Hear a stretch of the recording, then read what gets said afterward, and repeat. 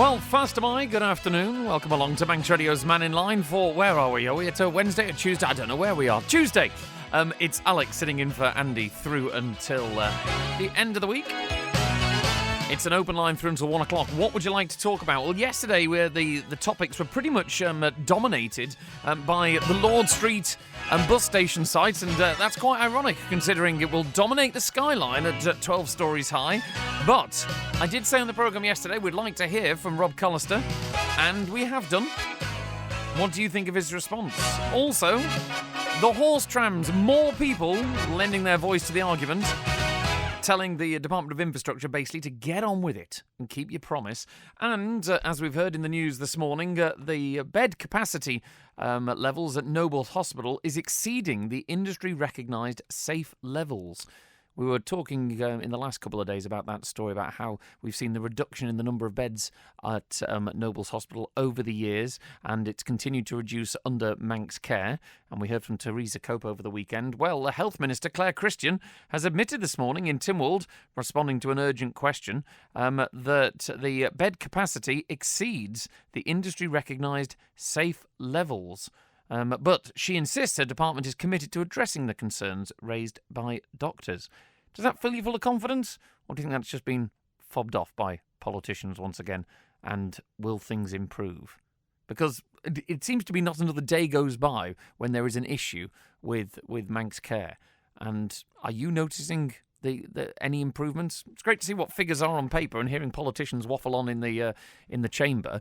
But the reality of turning up at A&E and being seen, I heard an example being read out by the Health Minister in Tynwald this morning about, being triaged in a certain number of minutes. And I think anyone else who's been in A&E will sit there and go, minutes? You get seen in minutes? I'd love to hear your views on that as well. But we heard from the respected historian, Peter Kelly, this morning, because the Infrastructure Minister, Tim Crookall, has promised to present a business case for the Douglas Bay Horse Tramway to Tynwald in May.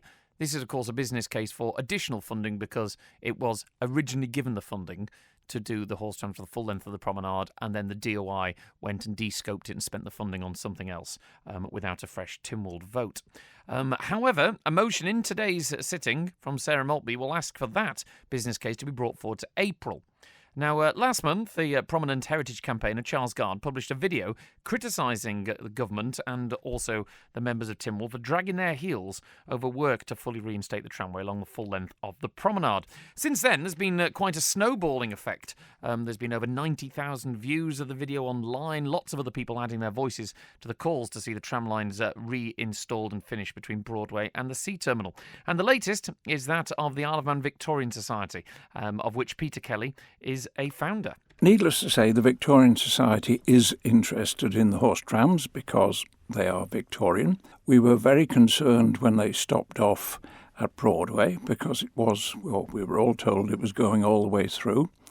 Then, of course, twice in Tynwald the question has been raised and the answer has been given, yes, we are continuing the line, but nothing has happened. Fortunately, Charles Gard has brought the whole thing to light, and we support him. We support him wholeheartedly. That pressure should be brought to bear, that what has been agreed in Tynwald should be carried out. And is it disappointing that it's not happened yet?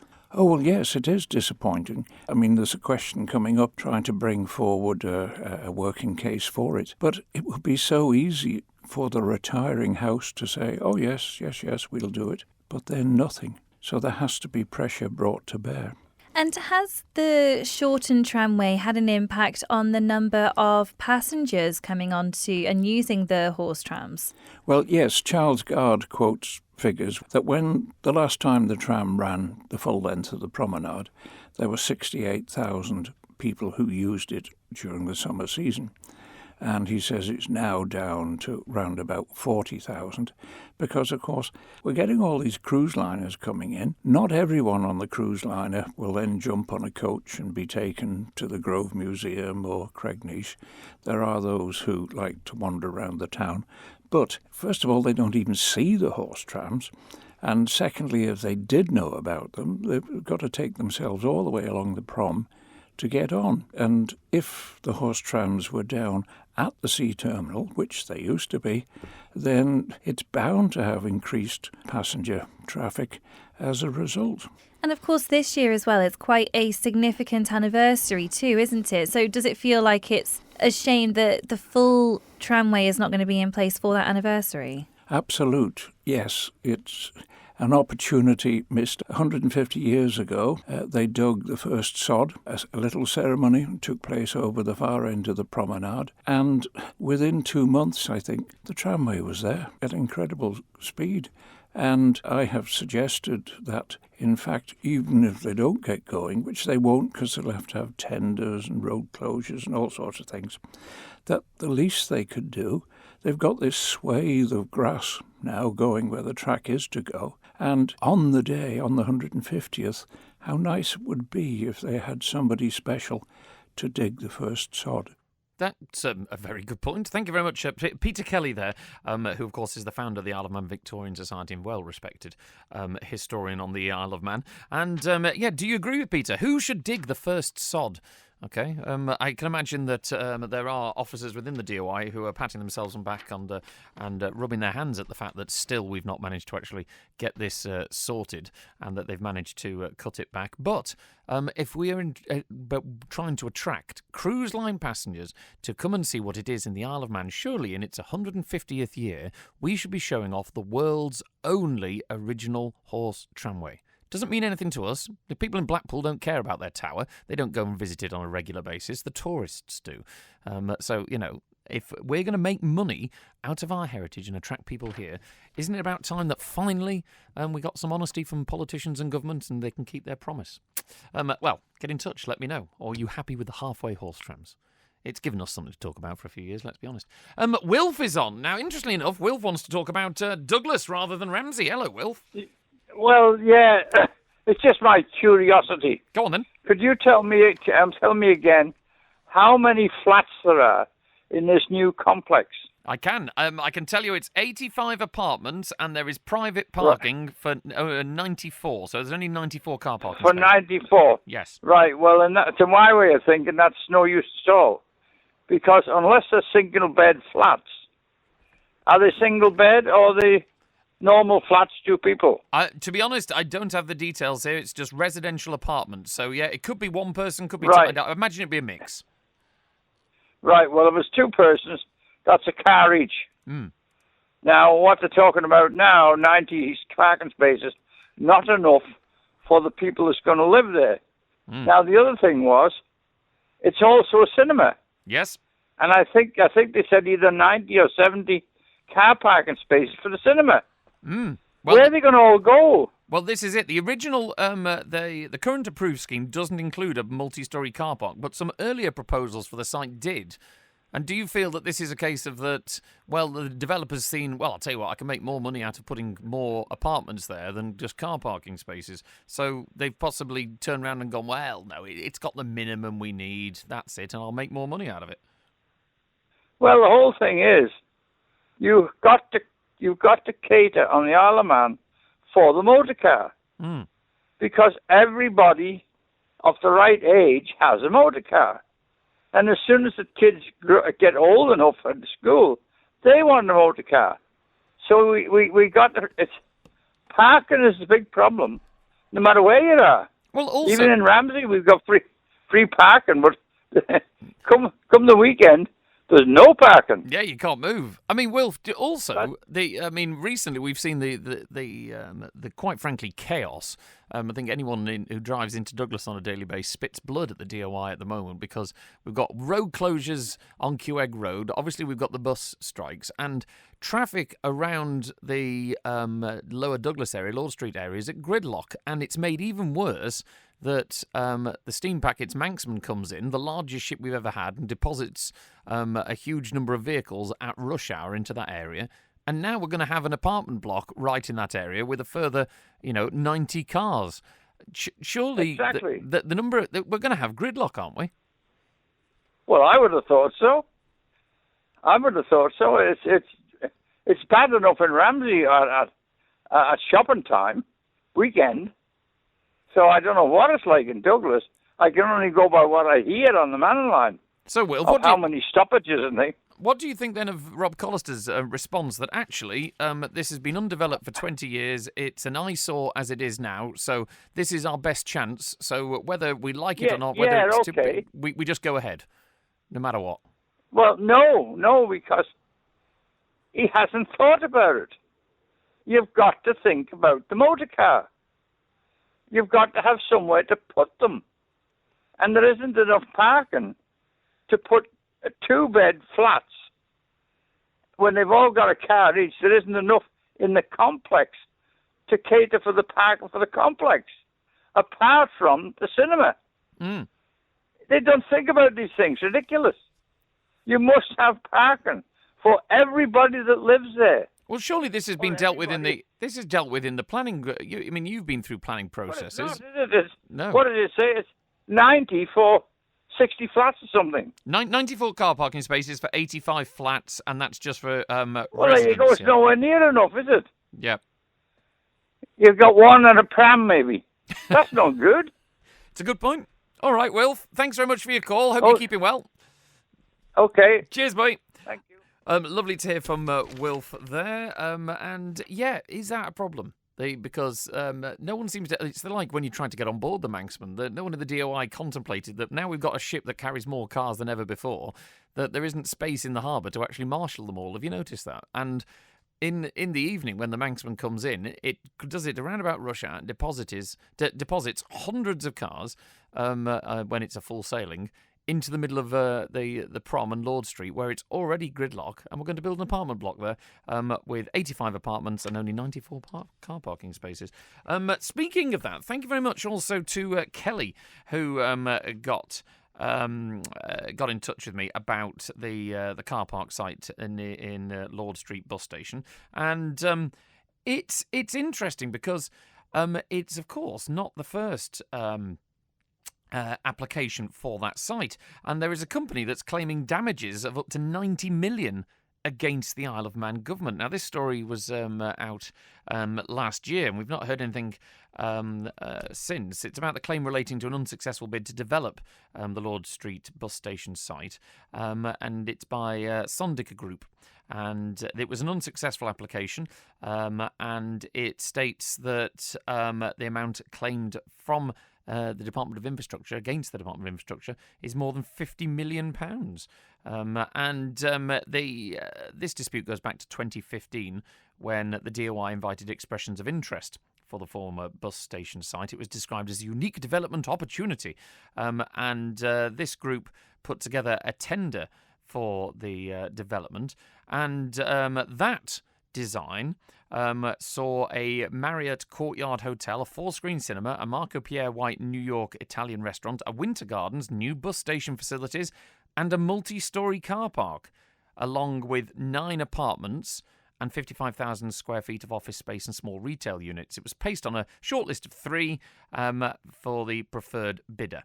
Now, more interesting is that didn't manage to get through the process, and the mix of what was available on that was quite considerable. So, what's happening with that? Up to £90 million claim against the DOI? Is that still going ahead? Okay, that would make the ransom trial, look like peanuts, wouldn't it? But also, if you looked at the development that was offered there was 9 apartments. There was multi-storey car parking for the area. There was retail development. This one is 85 apartments with parking for just 94 cars and is 12 stories high. What's your thoughts? Thank you to Nick in Ramsey, who says, I think, this is the Horse Trams. I think nobody should dig the first sod because it'd be a complete waste of money. It's also a lot of upset for locals trying to find somewhere to park in Douglas. There's hardly any space at the moment. Just to point out, Nick, a bit of facts for you, that there's going to be no change in parking, whether the Horse Trams go down or not. It will take a year or so to put the tracks down. What's the point? It won't take a year or so to put the tracks down. I'll keep pointing out your inaccuracies here, Nick. I'm sorry to change your truth. Things have managed up until now. If they want people to get off the boat to the beginning of the track, they should put coaches on instead. They should concentrate on fixing the roads first. Think local. Yes, they should be concentrating on fixing the roads, Nick, but you've also got to bring in money. Okay? And if you've got an attraction that, as a whole, brings in maybe £11.5 million to the local exchequer, that's the kind of money that then goes back in to afford you to fix your roads. So thank you very much, Nick. But yeah, a bit of facts there for you. Roy B says that Manx Care has failed. How can we be spending more than £400 million a year and still not have enough beds? This now looks like a service set up to support well-paid jobs rather than acting in the interest of the sick people it's meant to serve. Management, middle management and lower-tier management roles should be reduced. This can't be justified anymore. I think the issue seems to be, Roy, of course, that there doesn't seem to be a cohesive, strong argument as to why we've put all this extra resource into an organisation called Manx Care to make it arm's length, which is politicians' code for unaccountable, let's be honest. Anything that's arm's length, the Cannon administration has been very popular with the idea of arm's length organisations. It just means unaccountable. If you remove the politicians from something, they all say, oh, it's great, politicians won't be fiddling, but it also means it's unaccountable. And we haven't seen the improvements in services. You know, most people's experience of Manx Care generally is not an improvement. George says, with the latest news from Manx Care, it does not inspire confidence. It has always had staffing issues, and there seems to be a lot of bitterness amongst staff because of a toxic culture. Even so, most are doing their best in a broken system. From George. Yes, I mean, the frontline people in Manx Care are wonderful. I've never had anything but wonderful things to say about any treatment I've ever had or people I come across in Manx Care. It's like that in lots of organisations. The people on the front line, they're not normally the ones who've got the problem. And thank you to Texter 683 says, can we expect more equivocation from Rob Cullister? I've never heard someone talk so much nonsense or make so many straw man arguments. Oh, thank you very much for that one, 683. We're going to hear from Rob in a moment. First of all, though, Eddie is on the line. Hello, Eddie. How you doing? All right, bud? I'm not so bad, boy. Yep. How are you? You want to talk about Lord Street? Well, I was just listening to Wilf there, and, Wilf always has got common sense. He can see things that a lot of other people can't. And I think it's a simple thing called experience of age. You know, it's one of those things. You don't go through life without learning a few things. And it just struck me as, is the long stay car park still there? No, because it was a private land, they closed off the Lord Street area, so it's now just an open space. So that is still there, though. Well, the space where the bus station site that was operating as a temporary car park is still there, but it's closed off. The long stay car park on the other side by the harbour, that's on still the there. other side. Yeah. Well, that's the one I'm meaning. The long stay that is now, isn't it? Yeah. Yes, it is. Yeah. Why just to solve a little problem? Why not make that a multi-storey car park?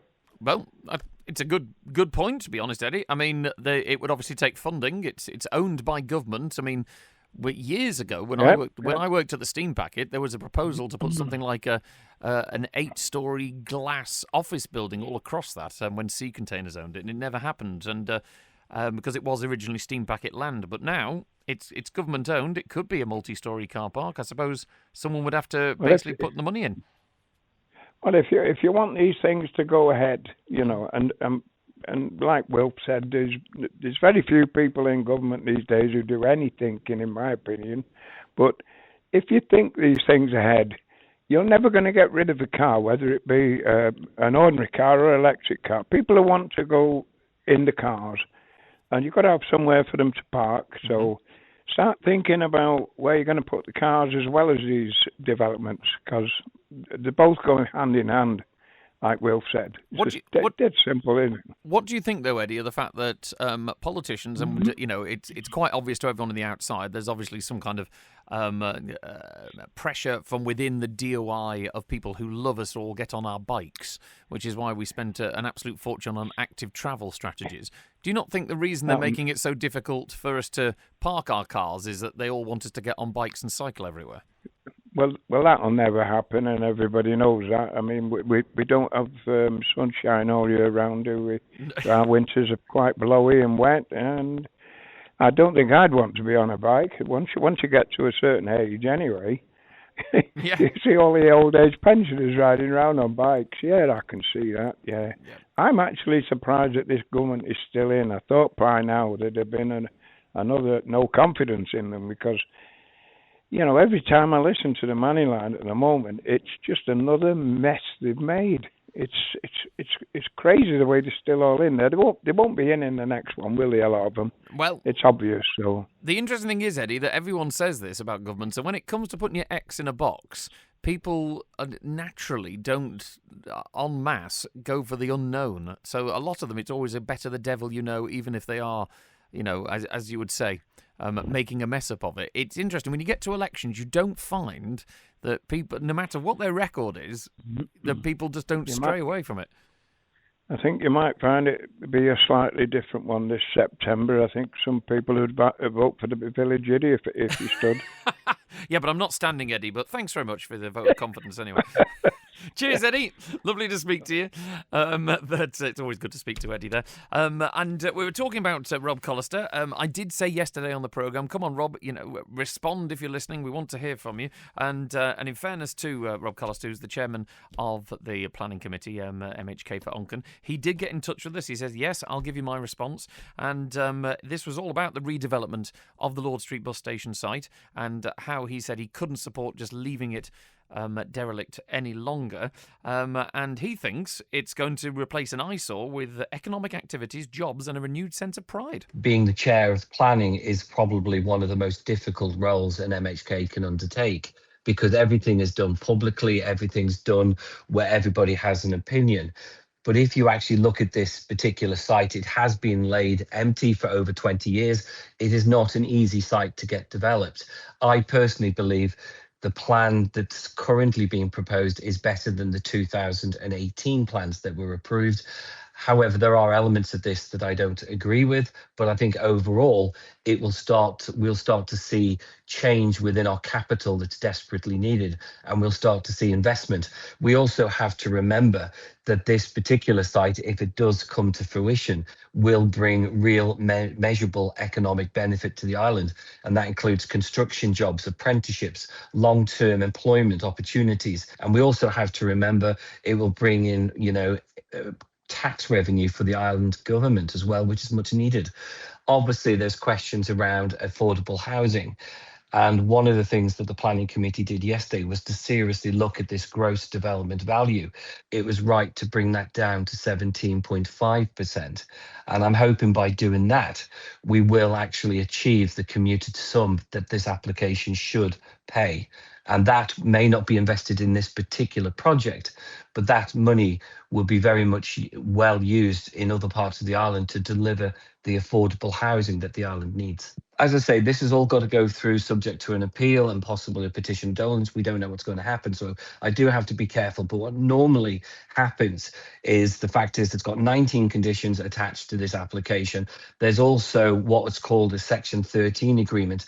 And in this, there is a trigger to activate a financial review of the scheme. And I was looking for three sort of triggers during this development, but I've accepted, two.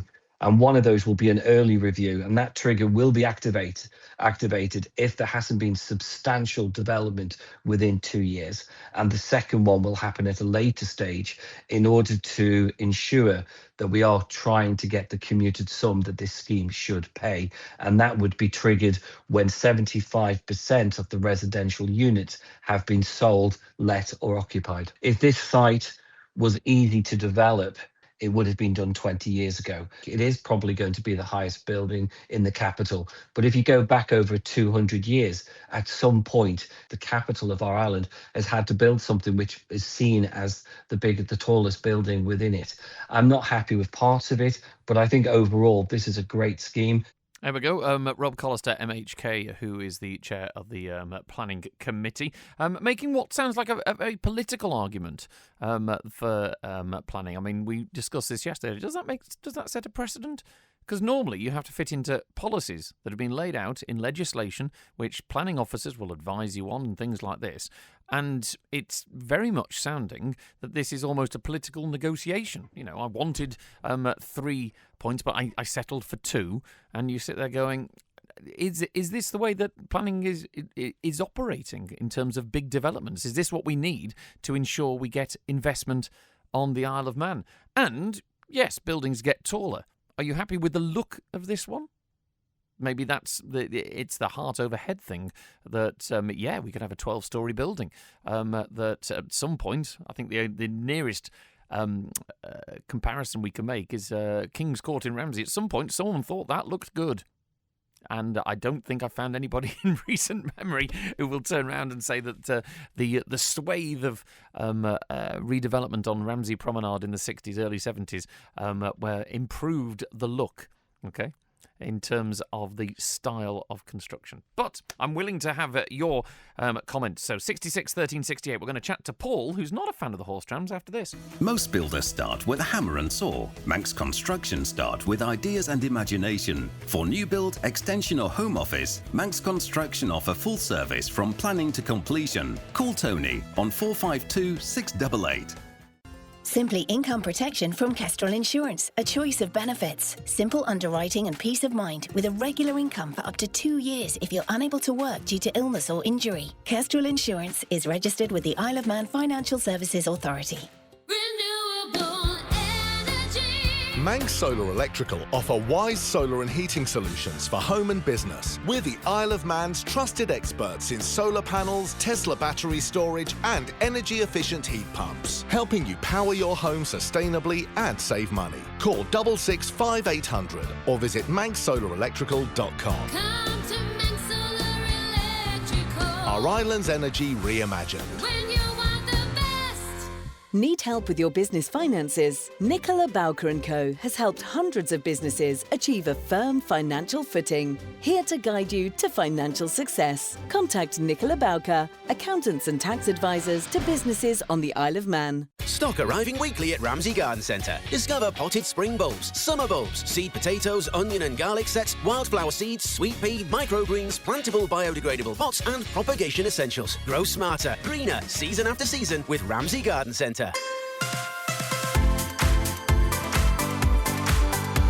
The Nation Station, Manx Radio. 12:30 now on Manx Radio's Mannin Line. Alex in for Andy through until 1. Lovely to have your calls, 66 13 68. Paul's on the line. Hello, Paul. How are you? Fine, thanks. How are you, Alex? Bearing up under the strain, I hope? Yeah, not too bad. A few more days and Andy can have it all back. That's the spirit. It was just a simple point about the horse trams, really. Yes. I mean, I've never been a great fan of the horse trams, but I think where we are at the moment is ridiculous. I mean, the decision's been made to put them back. If you're going to build the wretched thing, sorry to the fans, if you're going to build the wretched thing, build it properly, run it all the way through the prom. Finishing up doing half a job is just getting the worst of both worlds. You don't satisfy the people who think it would have been better to move it to the Derby Transport Museum and run it round there, like me, and you don't satisfy the people who think it's a Douglas Heritage item and it should be complete and in place for Douglas Heritage. You don't satisfy tourists, you don't satisfy anybody at all. What you get is a half-hearted mess. I mean, do you think that the issue of the horse trams itself has become more of a topic? It's almost become a poster boy for the fact that the highest court in the land, the democratically elected people, told and gave them the money and told the administration and the civil servants to do it, and they've almost wheedled out of it. How it got to the mess that it's in is kind of a separate subject. All I'll say is don't do half a job. Either decide to do the job and deliver, or decide not to do it and do something else. And here, half the job has been done, and what you've got is completely unsatisfactory. If you're going to do a job, do it properly. Oh, Now, you sound like my dad there, Paul. He used to tell me that all the time. Yeah, so basically... Yeah, mine used to as well, and I never used to listen either. It's only when we get to an age of a certain level of maturity we begin to quote our parents, isn't it, Paul? It's terrible, yeah. Okay, Paul, thanks very much for your call. I appreciate that. Cheers. All the best, Alex. Take Bye care, now. bye. Lovely to hear from Paul. Yeah, so Paul's not a fan of the horse trams, but he does say, don't be half a job, Bob. Basically, it looks really, really bad on us. Yeah, if we only half finish things. I do cycle occasionally to work. Along the promenade at the moment, the promenade walkway is an absolute state. Okay, I'm cycling on a mountain bike, and I feel I need to on the promenade walkway. The new sea wall is getting green moss kind of growing up it. Where's the artworks? There's big block spaces for these artworks that never appeared to try and make them look better. And then you've got this horse tram that finishes in the middle of nowhere. This is not the, to quote Ray Harmer, the former infrastructure minister, prom to be proud of that we were promised. Okay? Once again, it's your money that's paying for it, our money. Let's go to a few more of your messages. Peter says, regarding the Lord Street development, it's nearly 100 years since South Douglas was cleared and a car park was built, followed by a single-storey bus station. Now, after all this time, planners seem panicked into approving a very high development without public car parking, which is desperately required in Douglas. Just to stand up for the planners and the planning officers in the department, they recommended refusal for this development. It's the planning committee, the lay people, and Rob Collister, the political chairman, who voted for this 4-2 in favour. But thank you, Peter. Take your point. What else have we got here? And texter 068 on the Lord Street development says, I would prefer a car park to the development plan for Lord Street. It will look terrible and is far too big for this island. Rob Collister should have voted with the recommendation to refuse planning. Newsome's is one of the remaining older buildings in Douglas, and it's been demolished. Is it? Okay, and I don't think... It depends which part of that building you're referring to, but there has been a lot of controversy over that. It says, if it was in the UK, I would expect it to be a listed building. We don't have listed buildings over here. We have registered building status, but also, as we discussed yesterday, just because you have a registered building, there is no grant assistance in order to keep registered buildings in that condition. So you find a lot of registered buildings fall into decay because owners just can't afford to maintain them to the level of which we insist they should be, if you see my point. But thank you very much for that. Manx Will says, how much taxpayer money has been spent by DEFRA on the purchase of electric vehicles? I don't know. I presume in terms of the purchase of electric vehicles, I mean, Manx Radio's got an electric car that was purchased, and the idea that it is cost-saving over a longer-term basis. So I don't know the answer to that. I'm sorry for that. Steve says, the state of the roads is a joke. People can be pulled over for having a vehicle that's not roadworthy, but what counts as roadworthy these days on these roads? I have recently had to repair 2 tyres damaged by potholes, and also, who's putting all these roadworks in place? It's absolutely ridiculous. Thank you very much, Steve, for that one. When we mentioned this last week, we got a statement from the Department of Infrastructure regarding, obviously, the QEG works, saying that all roadworks are coordinated. I'm not sure who by, but they are coordinated. John has been on, and he says, thanks for mentioning the Pulrose Folly yesterday. The Pulrose Bridge and the cycle lane that no one uses. Oh, yes. It effectively shuts off a complete lane of traffic. During race times, it slows the traffic down, especially to and from the access road. That's a very good point. The Pulrose Bridge. I remember going to a public meeting in Pulrose with, at the time, the Director of Highways, Geoffrey Robinson. I gave him a bit of a hard time for the fact that they were proposing on extending that all the way through Pulrose as part of their active travel scheme. And I made my personal feelings, no, they were my personal ones, not Manx Radio's, of how they were getting rid of a whole lane of traffic to put a widened lane of cycle tracks in. And how I'd noticed that all the officers from the DOI who were there at the presentation on a glorious summer's day had driven down in their 4x4s and not bothered to cycle. So, if you're ever coming out of watching an FC Isle of Man match, or when the kids have been down at the NSC, and we've created a bottleneck. Okay, all because of active travel. Anyway, thank you, John, for your comments on that. Patrick's on, and he wants to talk about compulsory purchase. Hello, Patrick, how are you? Good afternoon. I just wonder, the Isle of Man government, have they got any powers for compulsory purchase? And if a building's lying for 25 years, 30 years. How long before you do something about it? Well, in terms of the compulsory purchase, it requires an act of Tynwald. So, for argument's sake, if you were going to, I'll use my railway head, if you're going to build a railway and you need to compulsory purchase land, you have to get an act of Tynwald for you to build a railway, a statutory railway, and then get compulsory purchase powers. But yes, the Isle of Man government does have the mechanism for compulsory purchase. So if, for example, a building's they put up the structure, metal structure or whatever it is, and they don't go ahead and finish the project, how long do you wait before you... at this last thing about Strand Street, we've actually chipped in money, the government's chipped in money to complete the project. Mm. So, to me, it's a... Are you referring to the structure where Griddles used to be, the and KFC? That structure that's not finished yet. At the moment, I think they've just agreed a grant to that from the brownfield development site. But of course, the developer doesn't get that until the end of the project. It's almost like a reimbursement. So nothing seems to be happening, does it? Yeah. Well, to me, the Isle of Man is getting further and further down the line of buildings or building plots lying empty for 20 years. I mean, the quayside now, we've got all the way along the quayside, there's property being bought and just lying empty. And it's to me, the Isle of Man, we're losing our strength in what we allow and what we don't allow. Okay, that's a very good point. In terms of the quayside, Patrick, like the highly publicised redevelopment of Newsoms, would you have liked to seen that go ahead? Well, any building that's lying empty, Newsoms, the other side of the quay, Strand Street, the car park, Summerland. We own Summerland. We own the car park as well. We should be building something. It is ridiculous.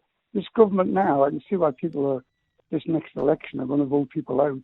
I'm annoyed about the fact I'm not an intelligent man, but I'm annoyed the fact that people, we vote them in, and they should have the strength and the power to get on with jobs.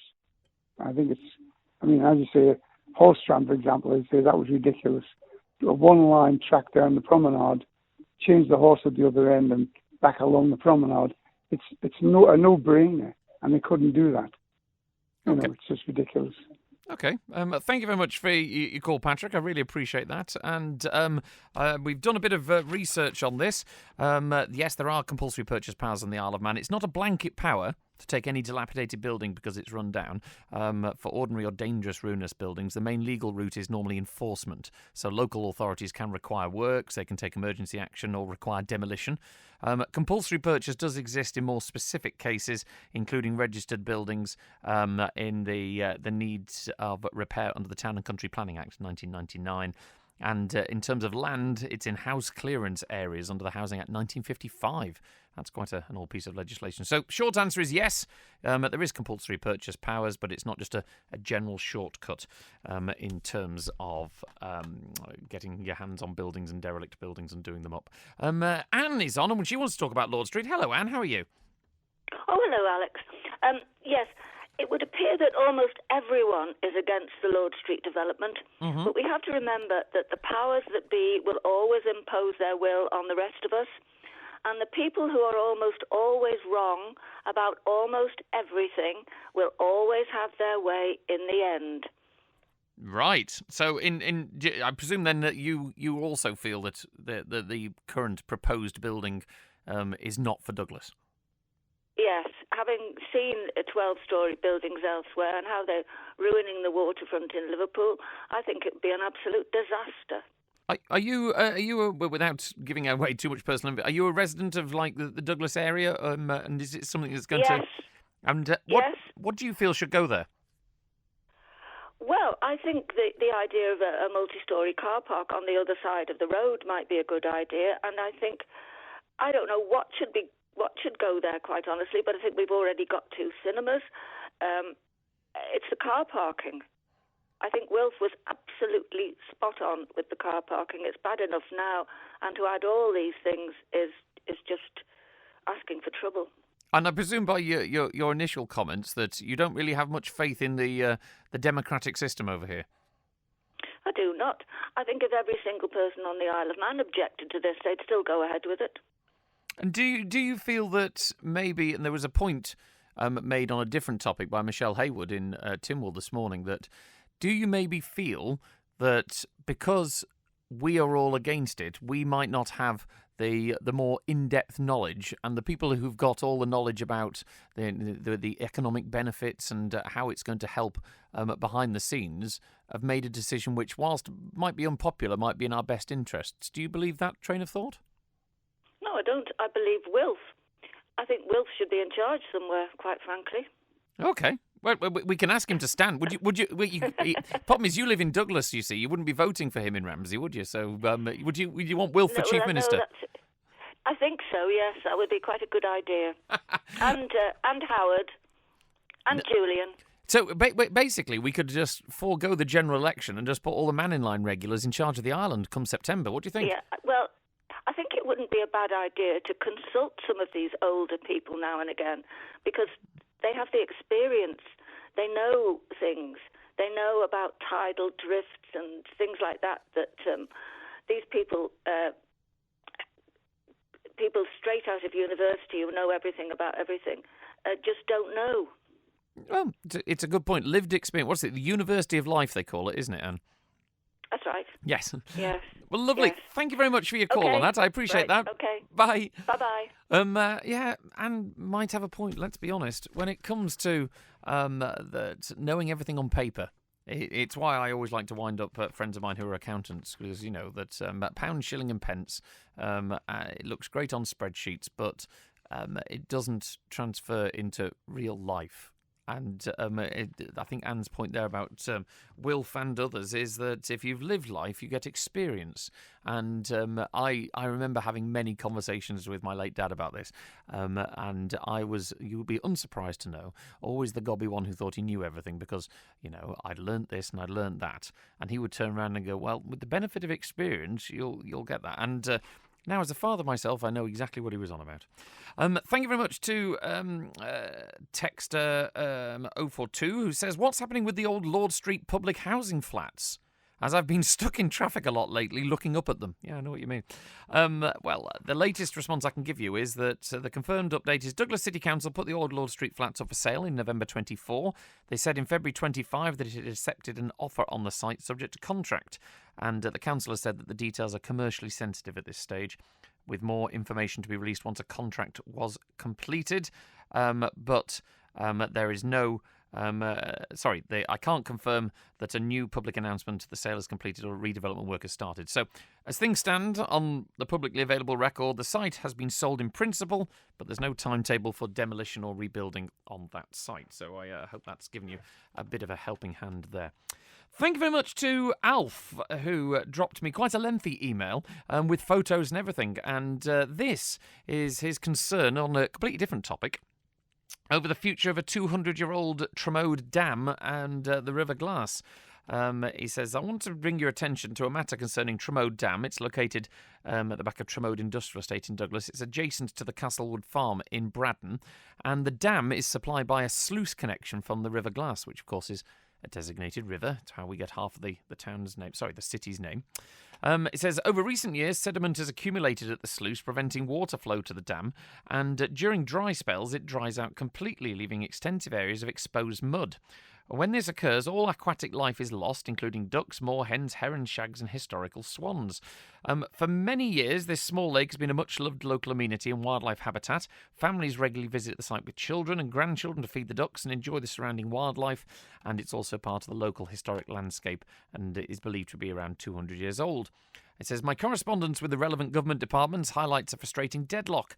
The Department of Infrastructure states that its powers under the Flood Risk Management Act 2013 are limited to flood risk management and do not extend to routine river or sluice maintenance, which is interesting because I know formally the DOI did some work down Groudle based on the fact that it was their responsibility to maintain the riverbanks.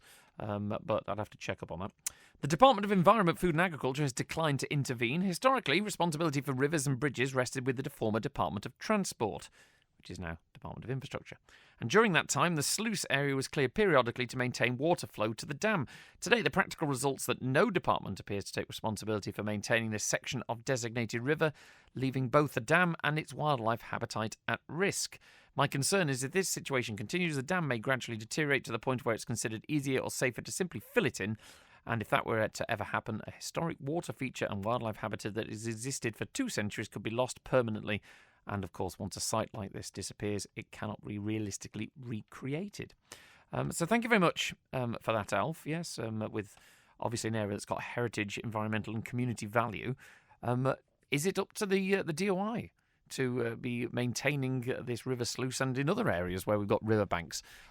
We know full well, I think Laxey was a prime example a number of years ago when you take your eye off the ball in maintaining river courses and expect nature just to take its own course. And when there's a lot of water, nature does take its own course.